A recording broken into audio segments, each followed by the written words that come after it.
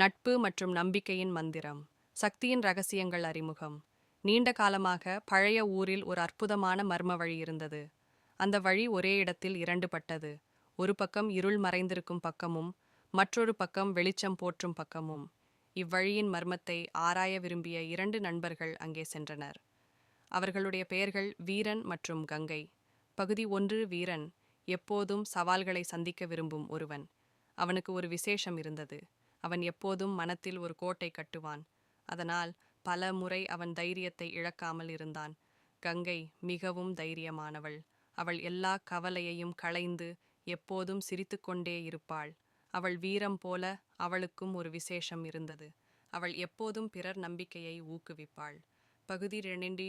நண்பர்கள் இருவரும் மர்ம வழி அருகே வந்தார்கள். அந்த வழி 2 பக்கங்களாக பிளவுபட்டது.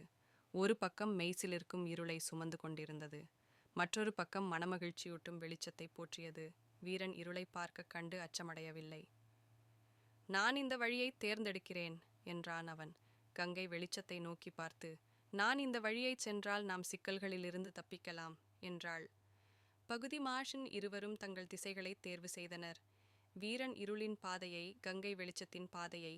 அவர்கள் இருவருக்கும் தங்கள் நண்பரின் நம்பிக்கையையும் நினைவிலும் வைத்துக்கொண்டு பயணத்தை தொடர்ந்தனர். வீரன் மெல்ல அவனின் பயணத்தில் பல மாயவர்களின் சோதனைகளை சந்தித்தான். அவன் சவால்களை சந்திக்க வேண்டும் என்ற முடிவில் இருந்தான். அவன் ஒவ்வொரு முறையும் தைரியமாக கண்டு நின்றான். பகுதி 4. கங்கை தனது பாதையில் ஒரு மந்திரவாதியை கண்டாள்.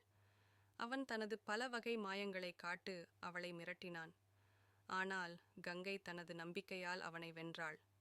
அவளுக்கு தெரிந்தது, அவள் எப்போதும் சிரித்துக்கொண்டே இருந்தால் மாயவாதியின் சக்தி குறைந்துவிடும். பகுதி 5. வீரன் ஒரு பிரம்மாண்டமான கேபேவுக்குள் நுழைந்தான். அங்கே ஒரு பெரிய மாயக்கல்லை கண்டுபிடித்தான். அந்த கல்லின் சக்தி இம்மையையும் மறுமையையும் ஆளவல்லது. வீரன் தனது தைரியத்தால் மாயக்கல்லை வென்றான். பகுதி 6. கங்கை ஒரு பெரிய பூங்காவுக்குள் சென்றாள். அங்கே ஒரு அற்புதமான மந்திரவாள் வேடிக்கைகள் காட்டி நின்றது. கங்கை தனது நம்பிக்கையால் மந்திரவாளை வென்றாள். பகுதி 7. இருவரும் தங்கள் வெற்றிகளை மனதில் கொண்டு மர்ம வழியின் முடிவில் சந்தித்தனர். அங்கே ஒரு பெரிய மரத்தின் கீழ் ஒரு தெய்வீகத் தோற்றத்தை பார்த்தனர். அது ஒரு பரிசை வழங்க தயாராக இருந்தது. கடைசி பகுதி. தெய்வீகத் தோற்றம். வீரன், உன் தைரியத்துக்கு, கங்கை, உன் நம்பிக்கைக்கு நான் உங்களை பாராட்டுகிறேன். இப்போது நீங்கள் இருவரும் எனக்கு ஒரு வாக்கை கொடுக்க வேண்டும் என்றது.